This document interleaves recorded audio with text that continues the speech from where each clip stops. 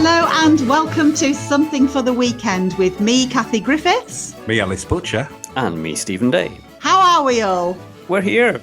We're rocking. It's Friday, at the end of the week. We're rocking. I'm holding on to stuff as we rock. Ooh, that sounds a bit cheeky. Do you think we should cut that out?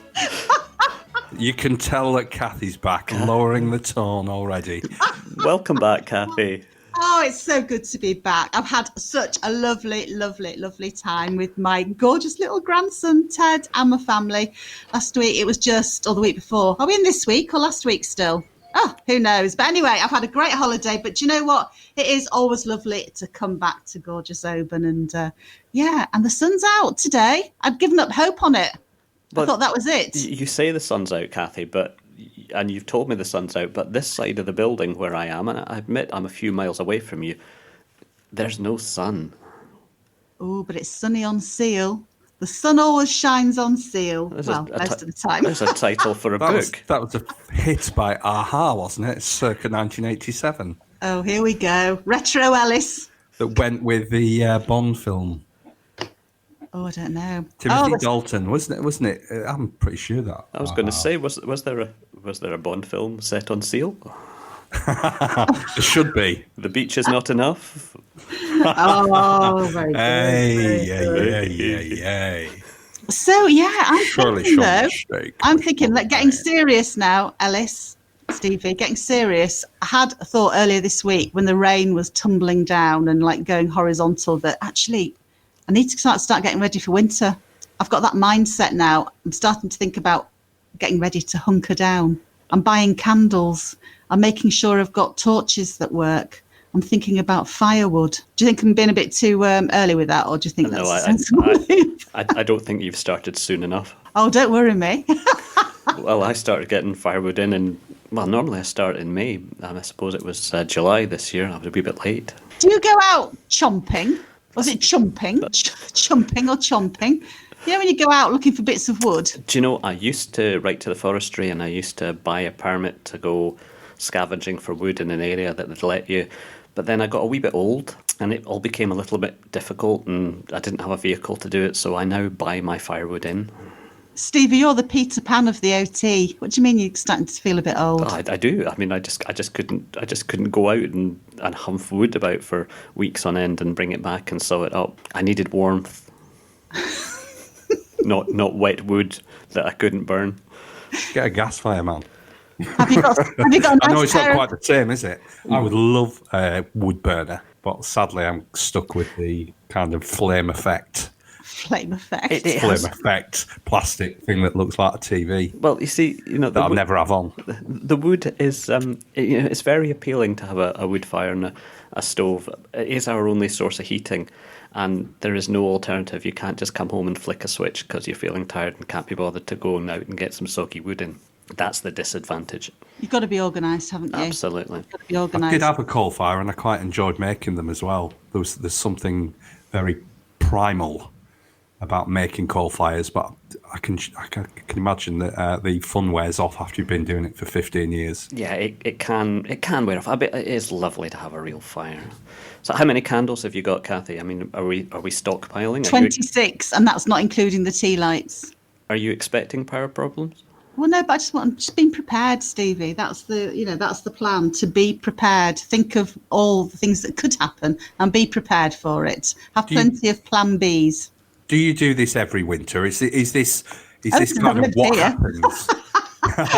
Only since I moved up here. But at this time of the year in September, is this how you would instinctively kind of prepare? Well, I think it's just because it's nice to start feeling cosy, isn't it? There's something about autumn, that. I mean, I love all the seasons, but there's something special about autumn when there's that sort of nip in the air, and it's just lovely. And when all the trees start changing colour, and you just want to get cosy, don't you? And eat cake.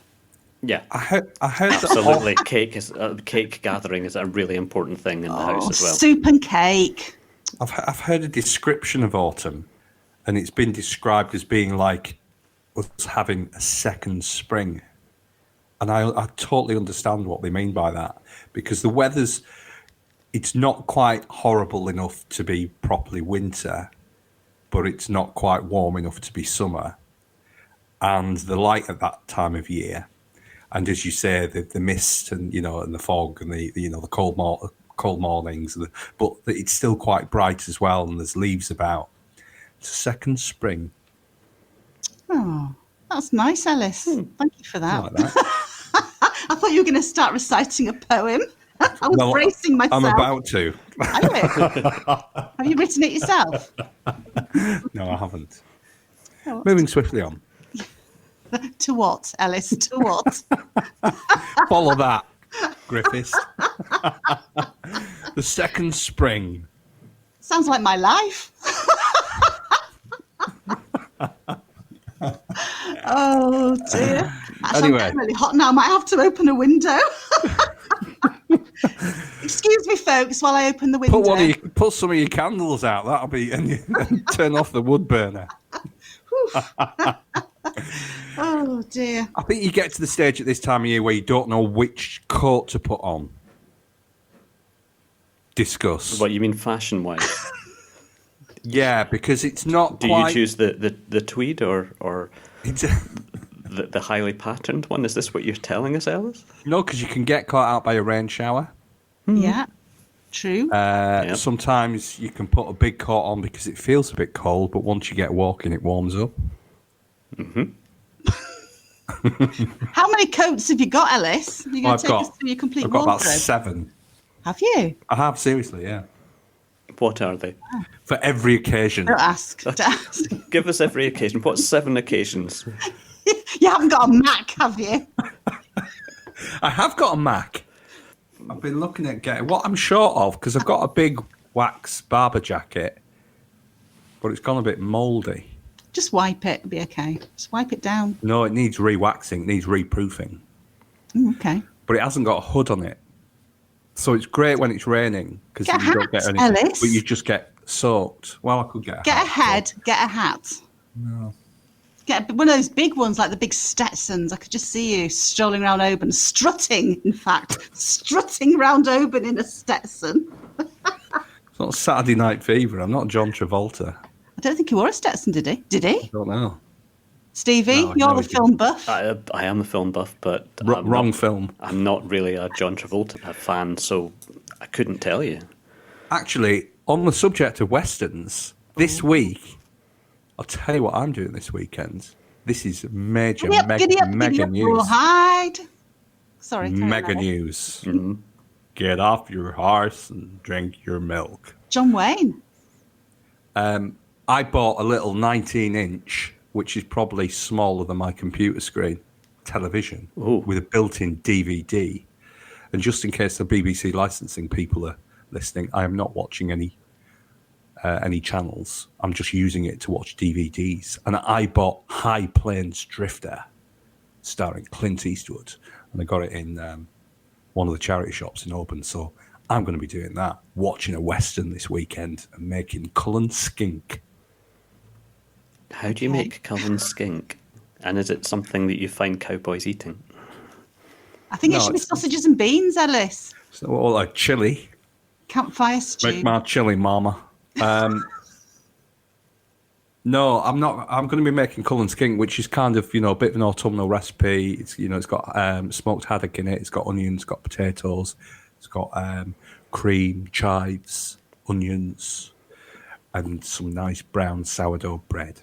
Ooh, So don't that ask me what I'm sounds doing nice. this weekend. It's High Plains Drifter and Cullen skink. It's all round to Ellis's for a party, Yeah. Kathy. Are you making your own bread? It never stops. Ellis, you're making your own bread? Absolutely not. I went through a period, a sort of John Lennon period, when we had our second child, where I was working part-time and I decided I'm going to make bread. And it was very successful and it went down very well with the family, but I didn't enjoy it as much as dare I say it, the supermarket bread. It was just very heavy.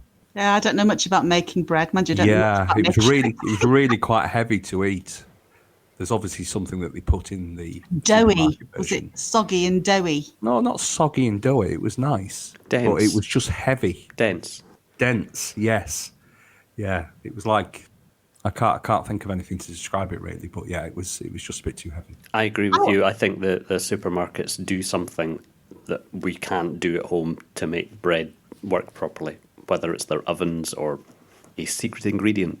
Additives. Yeah, I'd like to know. It probably is. It'll be probably something to preserve the bread for longer, which is probably bad for us, and that we have got used to the idea that bread it's a light little loaf. Actually, it shouldn't be. Bread probably should be heavy, but having spent this is becoming a bread podcast, I'm going to show. But if anyone does know the secret way, the secret ingredient, they could email us at somethingfortheweekend@obantimes.co.uk and tell us, couldn't they? They could, and then we could all have a go and see what happens. Yeah. We could have a bread off, couldn't we? A bread off podcast. Talking of offs, Bake Off. Bake Off. I think Bake Off's. Thank God you said Bake Off. The great British Bake Off's coming back. I think. I'm sure I've seen a trailer for it. Well, I won't be able to see it because I can only watch. Oh yeah, DVDs. You're not watching. Oh well. Okay. I wouldn't watch Bake Off anyway, to be honest. Wouldn't you? Don't you like cake? Come on, watching people cook. Oh, it's not just. How is that entertainment? How have we made that a successful TV series? Watching other people cook things. It's the characters. It's like all these like fly on the wall things. It is. It's like the characters. I mean, who remembers the original, the Castaway documentary? Yes. How great was that? That must have been like one of the first of its kind. Would it have been? Is that the one with Ben Fogle in it? Yeah. Oh, but then they ruined it because they kept making them and making them and making them and making them and making them and they make it. And I'm sorry, it just they exhaust the format. Anyway, Stevie, what do you think? Well, I think I found more interesting television. I didn't pick up on Great British Bake Off, but I'm sure it is back.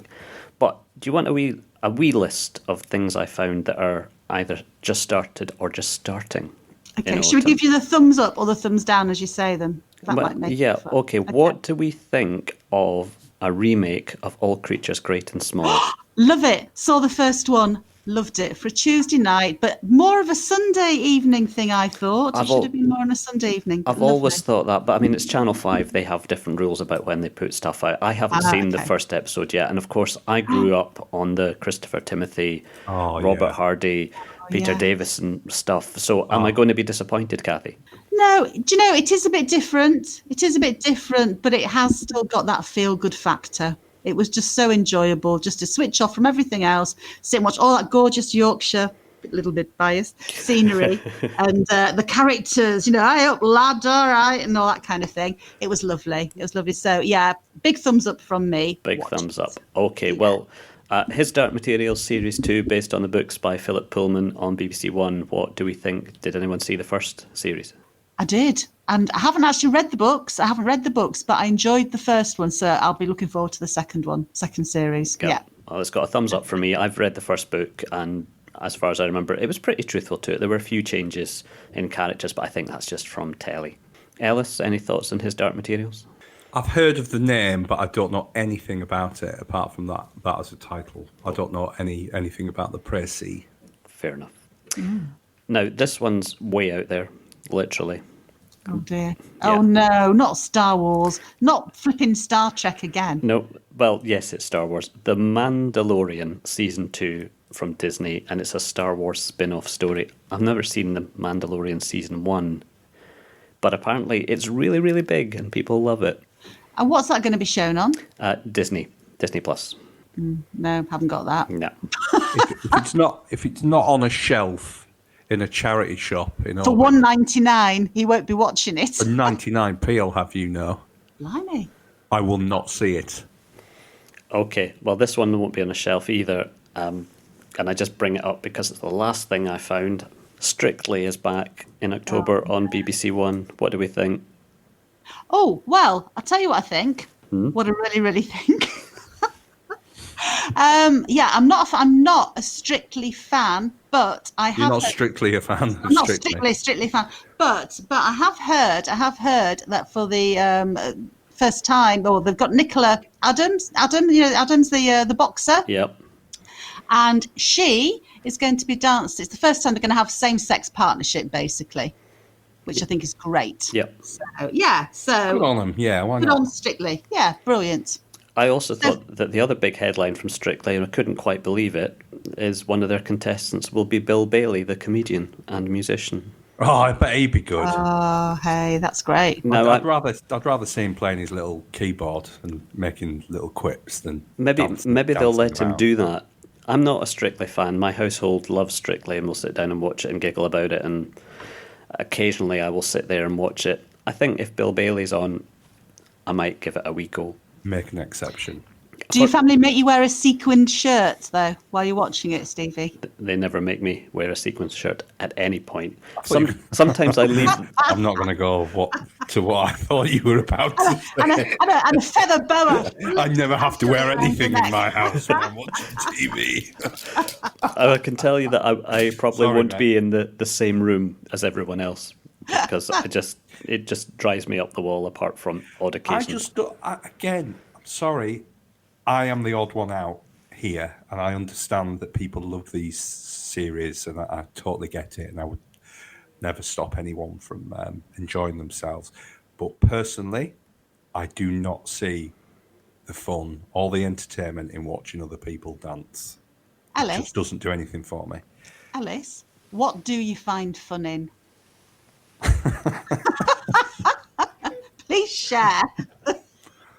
I quite like surreal comedy and dark comedy.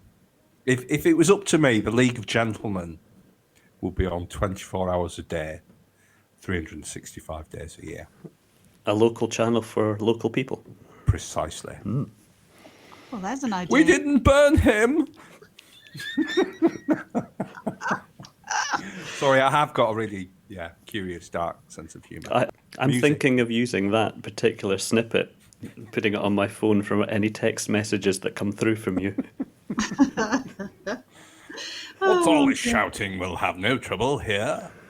I think you should join the Amdram folk when they start up again. Oh, Stevie, that's right up your street. Get him signed up. You've got a star in the making. Yeah, if there's any sort of weirdo roles, I'm your man. With his Mac on. And me hat. Consider yourself hired. And my plastic bag full of DVDs from the charity shop. Oh dear. Well, I think after all of that, it's time to tell you that we're going to be having a bit of a holiday for the next 5 weeks as we change a few things around. So while we're off air, we'll be broadcasting some podcasts by moi. That's me, Kathie Griffiths, and I've been recording those over the last few weeks. So watch out for them each week at the same time on a Friday. We originally designed something for the weekend to help us and you, our listeners, think about things that you could be doing during lockdown. So as lockdowns eased a little bit and changed, so our podcasts need to change as well. So they're going to be a bit different when they come back, and we'll have some recorded inserts as well as all that banter that we enjoy and hopefully you enjoy too. So in the meantime, you can still contact us on somethingfortheweekend@obantimes.co.uk. And in the meantime, we hope you're enjoying my podcasts. Oh, and we're back on Wednesdays as well. Don't forget, on Oban FM, you can hear us talk about what's in this week's Oban Times. So, Witwat. Witwat? Witwat. We worked out that's what the initials stood for. Witwat. Witwat? We Oh, don't well, know. We don't know if that's a tune in. good thing or not. But Kathy doesn't that's what it stands understand for. it still. Just No, I'm working it out. It's all just right. I'm explain working it to out. her, Stevie. No, I've got it now. What's you've taken in the first this letter. week's Oban Times? Witwat. Don't miss it. Don't miss it. All right, folks. So that's it from us, from me, Kathie Griffith. Me, Ellis Butcher. And me, Stephen Day. Bye. Bye.